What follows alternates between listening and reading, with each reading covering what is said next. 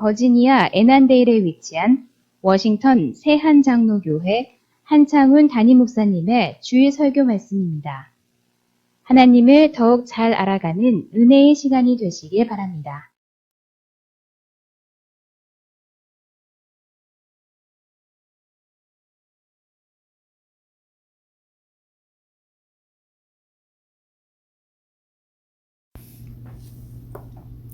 오늘 우리는 추수감사 주일로 모였습니다. 여러분, 지난 한 해 동안 하나님께서 얼마나 많은 일들을 하셨습니까?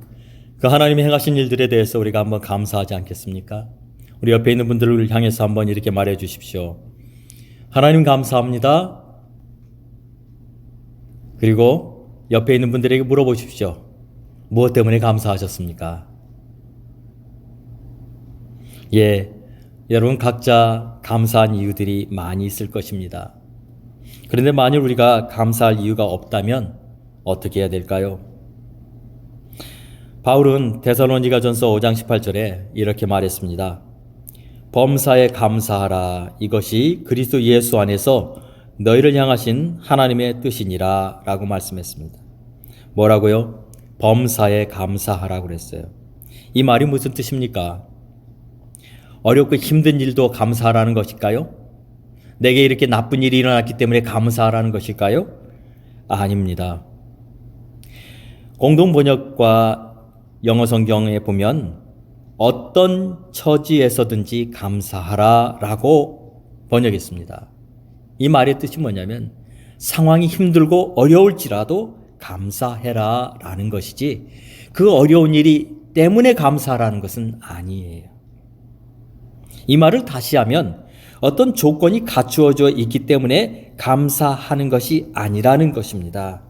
감사는 어떤 상황 속에서도 할 수 있어야 한다는 것입니다. 예를 들어 봅시다.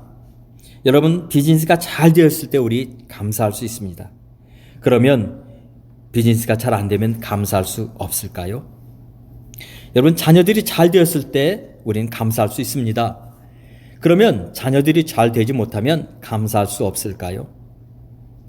여러분, 직장에서 프로모션이 돼서 더 좋은 위치로 가게 되었다면 감사할 수 있을 것입니다. 그러나 그러하지 못하다면 감사할 수 없을까요? 우리는 얼마나 감사하며 살고 있는지 우리 자신들을 한번 살펴보았으면 좋겠습니다. 염려가 가득하고 절망스러운 상황 속에서도 감사할 수 있을까요?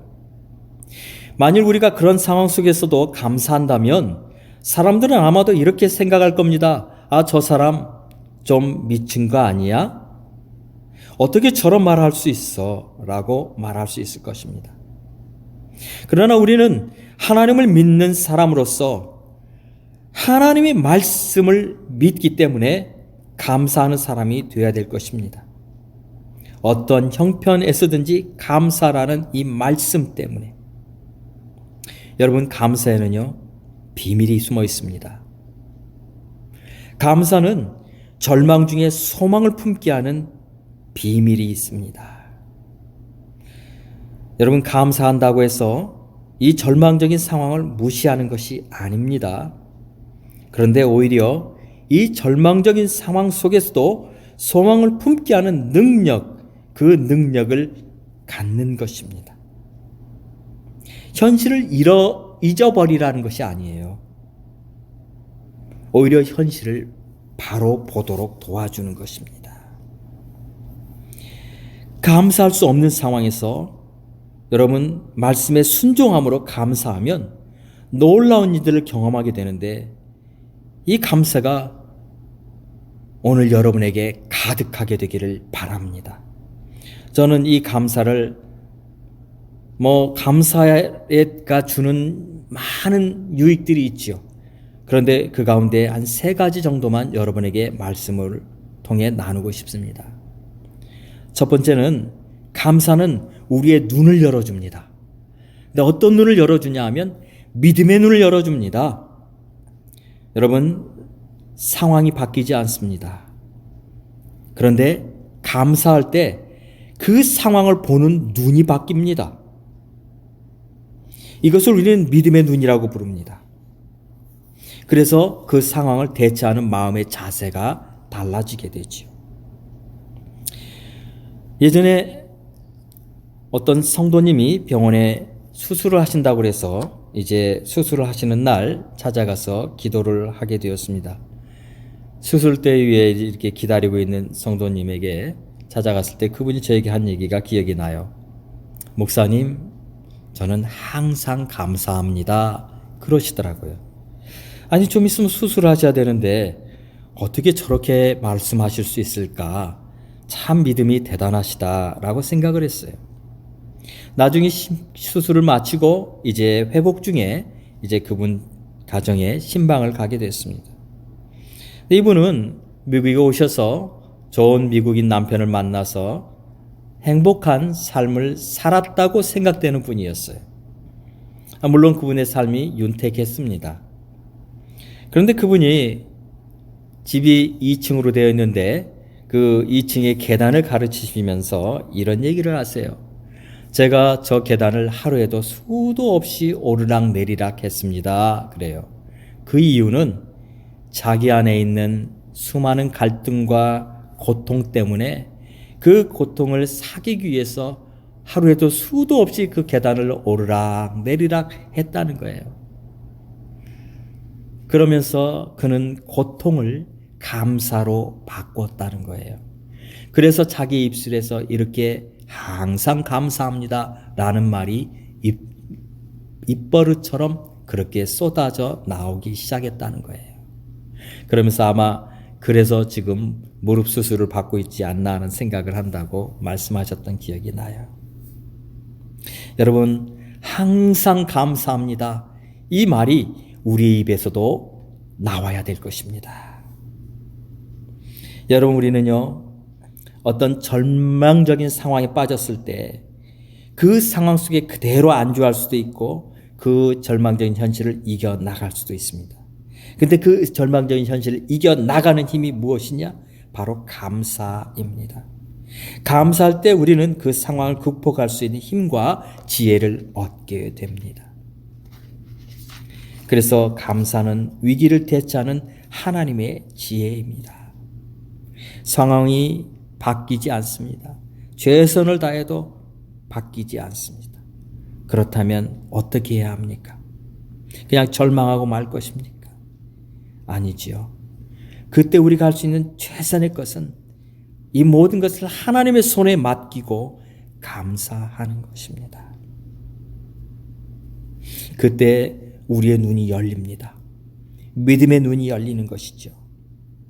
그래서 우리는 그 상황을 바라보는 것이 아니라 그 상황 너머에서 그 상황을 다스리시는 하나님을 바라보게 되는 것입니다. 이 믿음의 눈을 갖는 것이 부요함입니다. 여러분, 우리 모두는 하나님 앞에서 주님 오시는 그날까지 훈련받고 있는 사람들입니다. 그런데 훈련의 목표가 어디일까요?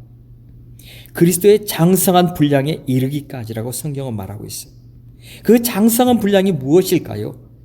그것은 감사입니다. 여러분, 우리가 아는 바울은 수많은 고난의 시간을 거친 사람입니다. 그런데 그가 그 고난을 넘어설 수 있었던 비결을 성경에서 이렇게 말하고 있습니다. 그것은 그가 이 세상의 것에 그의 시각을 두고 있는 것이 아니라 그 이 세상 너머에 있는 하나님의 부요함에 초점을 맞추고 있었기 때문입니다. 고린도후서 4장 18절에 보면 우리가 주목하는 것은 보이는 것이 아니요 보이지 않는 것이니 보이는 것은 잠깐이요 보이지 않는 것은 영원함이로다 라고 말했어요. 그가 바라보고 있는 것은 잠깐 있다 사라질 이 세상 것이 아니었다는 거예요. 그 뒤에 역사하시는, 그 넘어서 역사하시는 하나님의 손을 바라보며 살았다는 것이죠. 그래서 그는 고난 속에서도 절망하지 않았습니다. 오히려 그는 범사에 감사하며 살았던 것이죠. 사람들은 환경을 보면 두려워합니다. 여러분, 우리가 환경만 보면, 우리 주위에서 일어난 이 현실만 보면 두려움을 피할 수가 없습니다. 그런데 여러분, 우리가 감사를 잘하는 사람과 감사를 잘 못하는 두 사람이 있다고 합시다. 감사를 잘하는 사람, 그 사람이 가지고 있는 특징이 무엇일까요? 그 사람이 물질이 많아서 감사할 수 있을까요? 물론 물질이 많으면 조건이 더 많겠지요. 그러나 우리가 가지고 있는 어떤 외부적인 조건 때문에 우리가 감사를 더 잘하는 것은 아니에요. 사실 여러분, 물질을 가진 사람보다 어쩌면 갖지 못한 사람의 삶 속에 감사가 더 많습니다. 왜 그런 줄 아세요? 가진 사람들은요, 그 시각은 자기보다 더 많이 가진 사람들에게 늘 초점이 맞춰져 있기 때문에 그래요. 그런데 많이 갖지 못한 사람은요, 또 그 사람 속에서 새롭게 주어지는 것들로 인해서 오히려 감사가 많아질 수 있습니다. 감사는요, 무엇이 있고 없고의 차이가 아니에요. 그것은 우리의 내면에 무엇을 바라보느냐의 차이예요. 하나님을 바라보는 사람은요, 감사의 삶을 살게 됩니다. 하박국 선지자가 이렇게 고백합니다. 하박국 3장 17절로 18절에 비록 무화과 나무가 무성하지 못하며 포도나무에 열매가 없으며 감람나무에 소출이 없으며 밭에 먹을 것이 없으며 우리의 양이 없으며 외양간에 소가 없을지라도 나는 여호와로 말미암아 즐거워하며 나의 구원의 하나님으로 말미암아 기뻐하리로다 라고 말했어요. 그는 환경이 아닌 하나님을 바라보면서 기뻐하고 감사했던 사람이었어요. 여러분들도 우리 삶 가운데 일어나는 어떤 환경, 우리 눈앞에 보여지는 펼쳐지는 현실이 아닌 그 현실 뒤에서 역사하시는 하나님의 손을 보면서 감사할 수 있는 사람들이 되시기를 바랍니다. 여러분, 세상의 사람들은요, 하나님을 바라보지 못하기 때문에 그들의 삶에 감사가 없어요. 디모데후서 3장 2절에 보면 사람들의 모습을 이렇게 표현합니다. 사람들이 자기를 자랑하며 돈을 자랑하며 교만하며 비방하며 부모를 거역하며 감사하지 아니하며라고 말해요. 왜요? 그들은 하나님을 볼 수 있는 눈이 없기 때문에 그렇습니다. 그들의 삶에 일어나는 것들로 인해서는 그것으로만 그들은 감사할 수밖에 없는데, 여러분, 일생에서 감사할 조건이 많습니까? 아니면 힘든 조건이 더 많습니까? 어쩌면 많은 어려움 중에 우리는 감사를 조금씩 경험하게 될 거예요. 그런데 우리가 보는 시각이 어디에 있느냐에 따라서 우리는 감사할 수도 있고 불평할 수도 있습니다. 여러분, 감사가 없는 자리에 일어나는 것이 뭘까요? 감사가 없는 자리에서 일어나는 것은 원망과 불평입니다. 여러분, 우리가 감사를 잃어버리면 사실 일어나지 못합니다. 일어나지 못하는 이유가 감사가 없어서가 아니라 불평 때문에, 원망 때문에 일어나지 못하는 것이죠. 상황이 나쁜 것이 아니에요. 정말 나쁜 것은 감사를 잃어버리는 것입니다. 그러면 우리는 어떤 상황과 환경 속에서도 이 믿음의 눈을 갖기 위해서는요, 하나님께만 초점을 맞추고 살아야 돼요. 여러분, 요셉을 한번 생각해 보세요. 그의 삶 가운데 감사할 수 있는 조건이 많았습니까? 감사할 수 없는 조건이 많았습니까? 감사할 수 없는 조건이 더 많았습니다. 그는 동생 베냐민이 태어날 때 어머니를 잃습니다. 그래서 다른 형들은 다 어머니가 있는데 요셉과 베냐민은 어머니가 없이 자랐습니다. 얼마나 힘들었을까요? 저녁 때가 돼서 다들 집으로 돌아갈 때 다들 자기 어머니의 품으로 돌아갑니다. 그러나 요셉과 베냐민은 돌아갈 수 있는 어머니가 없었습니다. 또 형들에게 속아서 노예로 팔려갑니다. 또 보디발의 아내 유혹을 뿌리쳤다가 억울하게 감옥에 갑니다. 또 감옥에서 만난 술 맡은 관원장의 꿈을 해석해주고도 그가 그를 잊어버려서 언제 풀려날지 모르는 감옥 생활을 계속합니다. 그는 감사할 수 없는 조건이 참 많았습니다. 그럼에도 그는 이렇게 고백합니다. 나를 이곳에 보낸 것은 당신들이 아니요 하나님이시니 당신들과 당신들의 후손을 이 땅에 두시려고 그 말을 해요. 그 고백 속에서 그는 그의 시각이 철저히 하나님께 고정되어 있다는 것을 보게 됩니다. 그래서 그는 그 어려움을 이겨 나갔던 것입니다. 여러분, 다니엘 보십시오. 다니엘은 이스라엘에 멸망할 때 제일 먼저 바벨론으로 잡혀간 사람입니다. 그리고 그가 바벨론에 있는 동안 이스라엘은 완전히 나라를 잃어버리고 심지어는 왕까지 다 잡혀옵니다. 여러분, 그런 상황 속에서 그가 무슨 소망을 가질 수 있었겠습니까? 그런데 그는 끝까지 소망을 잃지 않습니다. 왜요? 그의 시각이 하나님께만 고정되어 있었기 때문입니다. 상황은 바뀌지 않았습니다. 그러나 그는 늘 하나님께만 시각을 두고 살았습니다. 여러분, 우리 사랑하는 성도 여러분, 우리의 삶에서 일어나는 수많은 크고 작은 일들 때문에 여러분 원망하지 마십시오. 불평하지 마십시오. 우리의 시각을 하나님께만 두십시오. 그리고 하나님이 일하신다는 그 사실만을 생각하십시오. 그럴 때 우리 안에서 자라날 수 있는 이 원망과 불평은 사라지고 오히려 그 자리에 감사가 자리하게 될 것입니다. 감사밖에 없습니다. 여러분, 불평한다고 상황이 바뀌지 않습니다.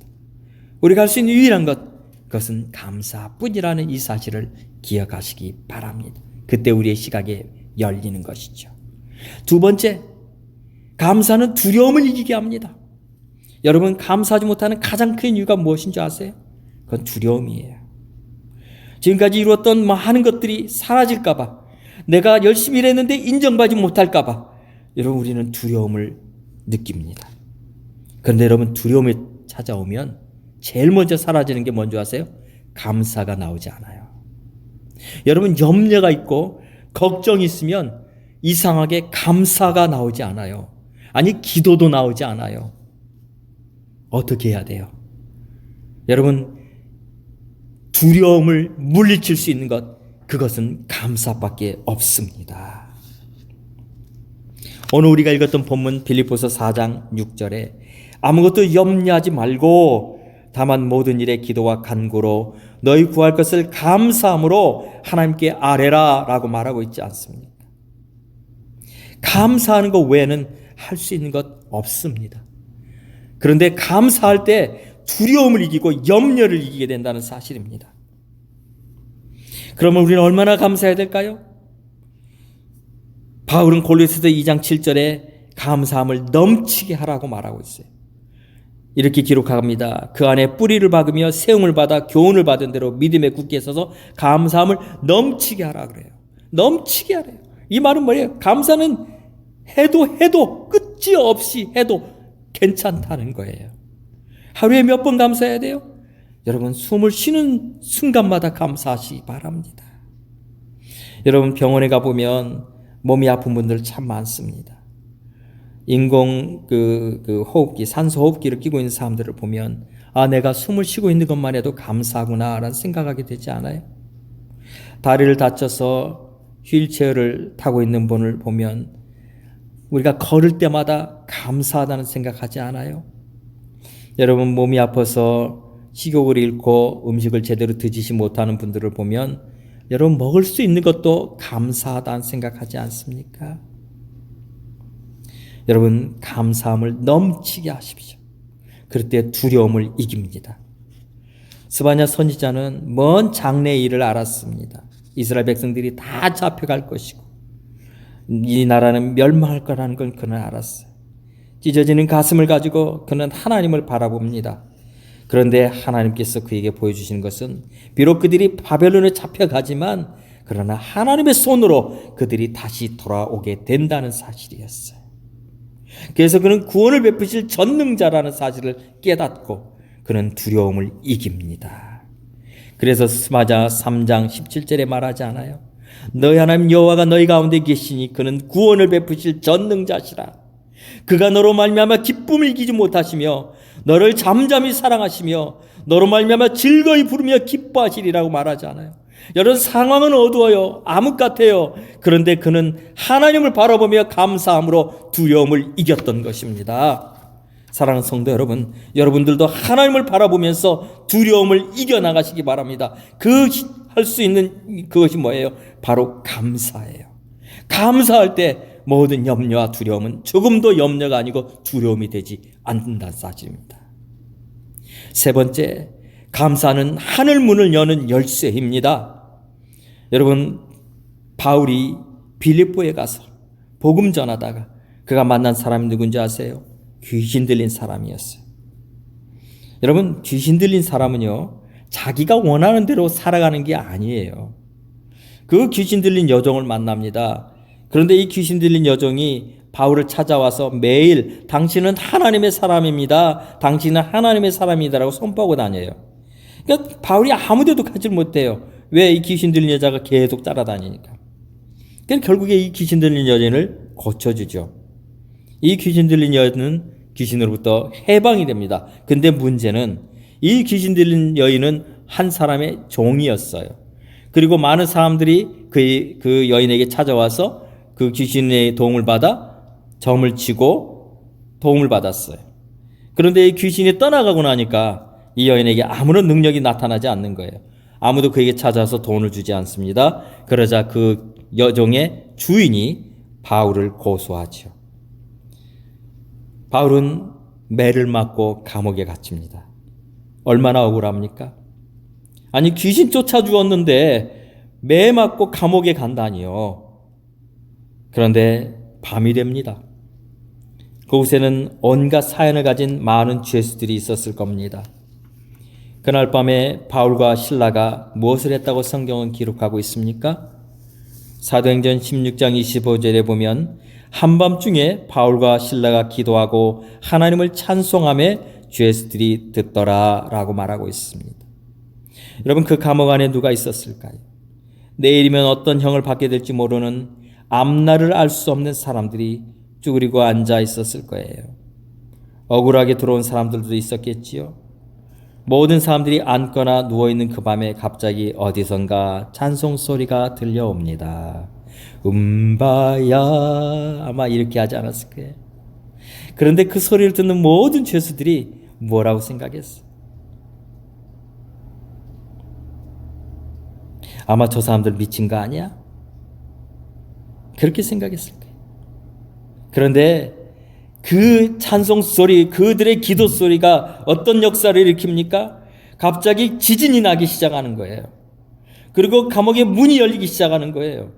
모든 사람들에게 그 착고에 재있던 그 착고가 다 벗겨지는 겁니다. 감사는 하늘 문을 열었습니다. 감사는 우리의 삶에 놀라운 기적을 가져오는 열쇠입니다. 할 수 있는 것이라고는 오직 기도뿐이었던 그들이 하나님을 의지하고 찬송할 때 기적이 일어났던 것이죠. 감사할 수 없는 상황에서 감사하면 하나님은 기적을 보여주십니다. 여러분, 감사로 유명한 사람이 있습니다. 바로 오프라 윈프리입니다. 오프라 윈프리는 어린 시절 할머니 집에서 자랐습니다. 그러다가 어머니와 살기 위해서 미시시피로 이사를 갑니다. 그런데 어머니는 새 아버지를 만나서 새로운 삶을 살고 있었고, 이 새 아버지 사이에서 태어난 또 다른 형제들이 있었습니다. 그리고 많은 친척들이 함께 살아야 했습니다. 고통스러운 경험들을 하게 됩니다. 그래서 그는 집을 나갑니다. 도망을 갑니다. 그래서 청소년 갱생센터에까지 보내집니다. 그리고 16살 소녀가 임신을 합니다. 여러분, 이 정도 되면 그냥 끝난 인생입니다. 거기에서 마약하는 사람들, 또 거기에서 수많은 범죄자들, 이런 사람들과 그냥 함께 살아가는 거예요. 그냥 소망 없이 사는 거예요. 여러분, 그러면 절망했겠죠? 그런데 오프라 윈프리는 절망하지 않았습니다. 그때 자기를 버렸던 아버지가 찾아옵니다. 그래서 테네시에 살고 있는 아버지에게 찾아가죠. 물론 아버지도 새어머니와 살고 있었어요.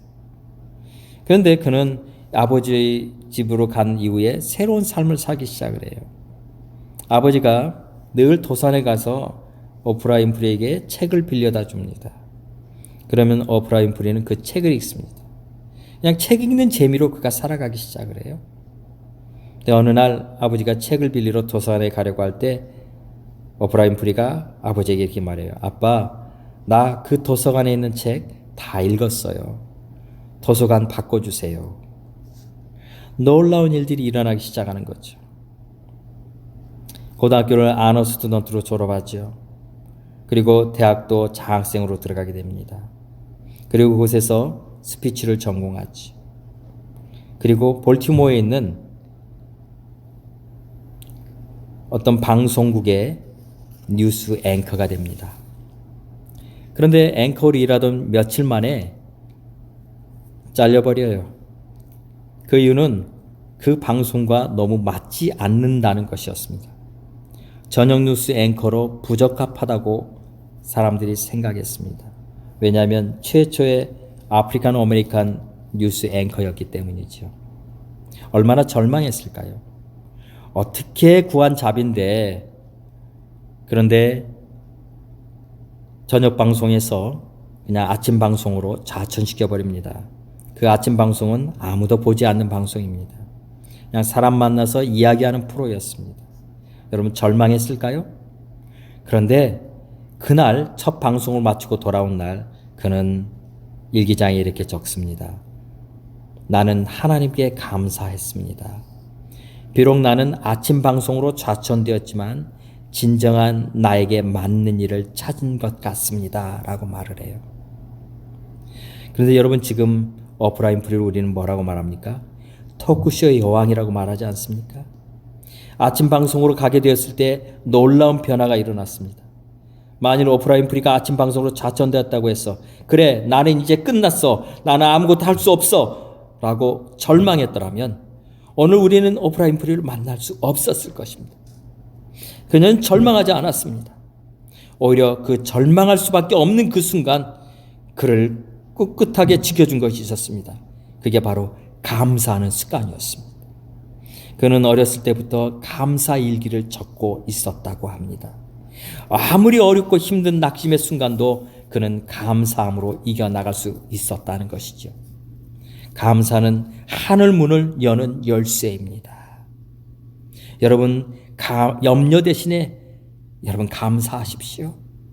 오늘 우리가 읽었던 본문 아무것도 염려하지 말고 다만 모든 일에 기도와 간구로 너희 구할 것을 감사함으로 하나님께 아뢰라 한 말씀처럼 감사함을 넘치게 해보세요.